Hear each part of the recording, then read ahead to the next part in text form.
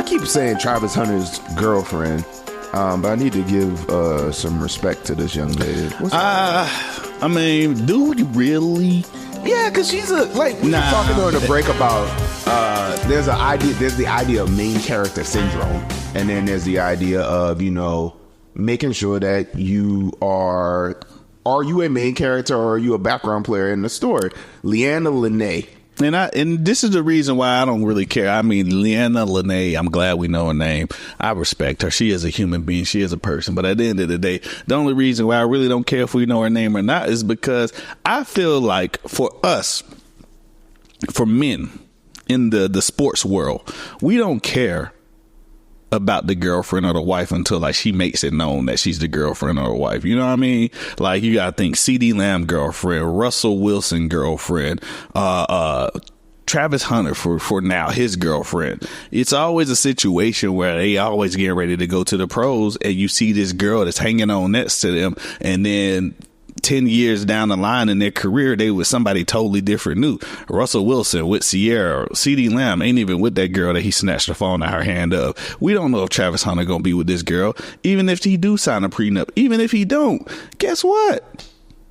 I think broke people like to spend rich people money so much that they don't understand how things work. Projection. And I'm gonna get the hindsight later. Projection.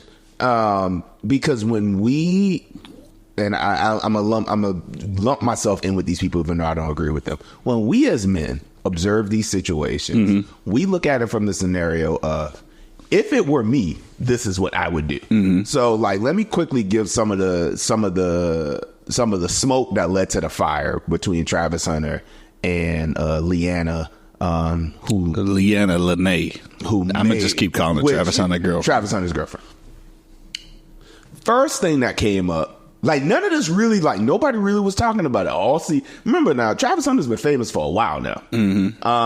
He was a 5-star prospect coming out of high school, went with Deion Sanders to Jackson State. They made all this big deal about like a HBCU being like a big time program for like potential NFL level recruits. The Travis Hunter that we know today was not the Travis Hunter that came in at Jackson State. Like Travis Hunter didn't become so.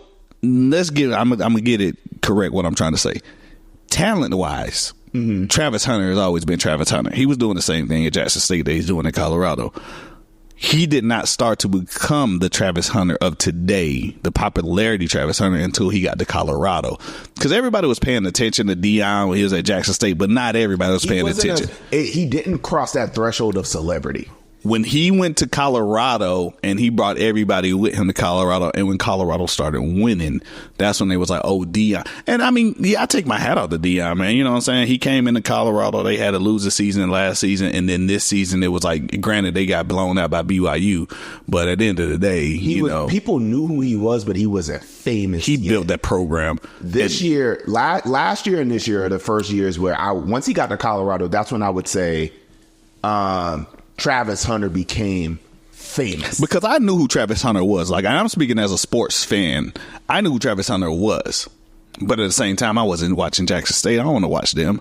But when he went to Colorado and I started seeing the stuff that he was doing in Colorado, and that's when we was talking about clips and everything, reels offline. That's when you start seeing the highlight reels. I started seeing more stuff at Colorado that Travis Hunter was doing just based on what social media was showing me. And so that goes to the point again, though, of projecting onto somebody who is famous when you ain't famous. So you don't know how that world works. You don't know how that navigation works. So you're constantly saying things like, well, if it was me, this is how it would go. So it's not you though. It got to the end, towards the end of the season, and there was a game. Travis Hunter had I don't know if he had like a game winning touchdown or something. He did something big at the end of the game, and he goes over to hug his girlfriend at the end of the game. And she ain't affectionate. And like she was like giving him the cold shoulder or whatever. And like depending on what level of lip reading you have, the belief is that she said something to the extent of, why are you over there talking to them B words? And he was trying to explain to himself, like, I mean, them fans, like, this is what, like, I'm famous Travis Hunter now. Like, I'm supposed to talk to people. So then you fast forward to the Heisman ceremony where they're announcing who's going to be named the nation's #1 college football player for the season. And then the next thing that people were getting on to her about was, well, when it was time, when he was announced as the winner, the coach had to like nudge her to stand up. Like, hey, you need to stand up and you need to act like, you need to be a better representation of him because you were part of the brand now. And then fast forward again. So then all of that social media talk was coming up. And that's when he started trying to defend her online. And then that's when the pictures dropped of her like hanging out with some other dude in a compromising position. So that in combination led to people to project on the Travis Hunter. If I was Travis Hunter, there's no way I would tolerate these things. There's way too many women out here. You way too famous. Ain't no way that you should put up with that. But that was men projecting onto him with the benefit of hindsight. And Travis Hunter finally came out and he said basically he's tired. Like he's tired. And however people wanted to take it, this is the way I took it. He tired of y'all. You know what I'm saying? Because in my mind, when I see stuff like this, like the only bad thing with like, the notoriety and like celebrity life is the fame that you get. You know what I mean? Like you can't pick and choose. Just imagine, and like Black Twitter be undefeated, the internet be undefeated. They was like he done deactivated his Instagram and stuff, and so everybody speculating like, oh, him and the girl breaking up, and it's like, no. You have to think, like, just imagine I'm dating a girl. Me and this girl, we may have stuff going on within our relationship, but we dealing with the relationship. You think about your relationship that you have today. You and your partner maybe have some things going on, but that's between y'all. When the world starts finding out about it, and if my Instagram, if my Twitter, if my social media, everything is always blowing up with, ooh, I see your girl here at Walmart with another dude. That could be her cousin. Ooh, I see your girl at the club with this. You know what I'm saying? Like at this point, everybody trying to send me this girl, and then at the end of the day, people sending me pictures of a girl that look like the girl that they think is the girl that I'm dating. So like at this point, everybody in my business. Now, granted,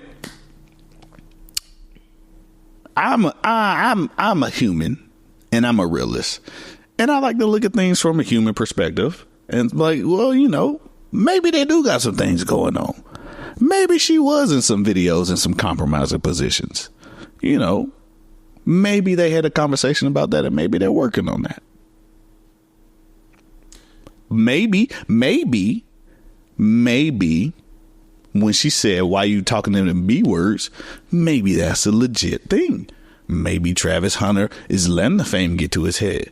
Maybe the girls are all a little bit more flirtatious with him. It was all cool when it was Jackson State Travis Hunter. It was all cool when it was high school Travis Hunter, where she could love him for the man that he was.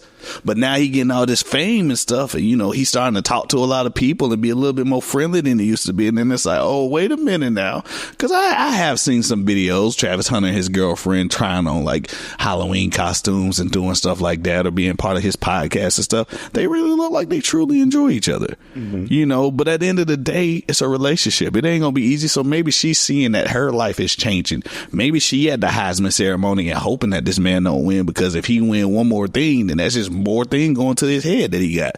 Maybe she's just watching her life crumble because she's realizing the man that she fell in love with in high school is not the man that she's with now. Or maybe, and see, this is where the hindsight comes in.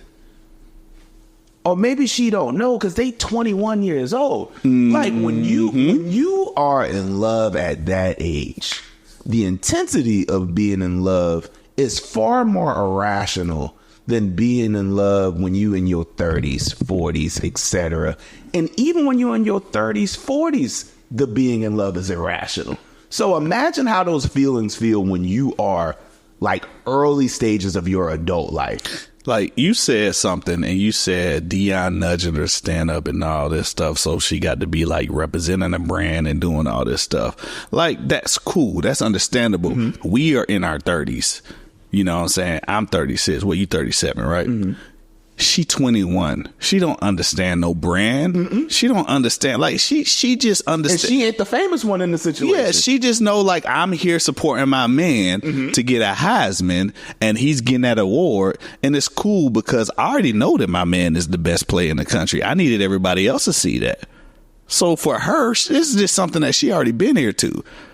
he gets a game-winning touchdown, you know what I'm saying? Like, who them girls you call? Like, I understand that you call the game-winning touchdown. You the best player in the country. I know that. I'm your partner. I support you in everything. But who them girls you talking to over there? You know what I'm saying? That's like Aisha Curry and Steph Curry, you know what I mean? Like, they ain't all affectionate and whatnot. But Aisha Curry, you know, she got one of the best, or she was dating one of the best basketball players in the country at the time. You know what I mean? Like, you know, we always looking at that. For one, I'm going to say this, I'm going to let you get it off. But for one, I always tell people when it comes to celebrities and all stuff like this, prenups, everything like that, I say them problems are they problems are too rich for my blood. I'm not going to understand. I'm not going to try to put myself in their shoes and understand anything that they got going on, because I can't understand it from my mentality, because I ain't got what they got. I don't have the access to things that they have. Secondly, one thing that nobody can ever understand, because people don't even understand it right now, is love. Love is the most raw, the most raw, misunderstood thing in life. And nobody's ever going to understand it. And the crazy thing about love is everybody try to understand love from the way that they understand love. And the only way you understand love is from your childhood. So Travis Hunter and the old girl may have a different childhood than you had. You know what I mean? You may want to. And it's not meant to be regulated. Yeah. It's like if you are truly not you love somebody, but you're in love with somebody, you're already operating in a mind state of irrationality, because you're going to look past all the things that other rational people are going to see in that person as negative. It's like, I don't care about none of that. I'm in love. What if she's loving Travis the same way she's been loving him his whole life, and he's cool with that? But now that the cameras are rolling, now that her love is broadcast, maybe she don't want to be a fake person. But that's the other thing.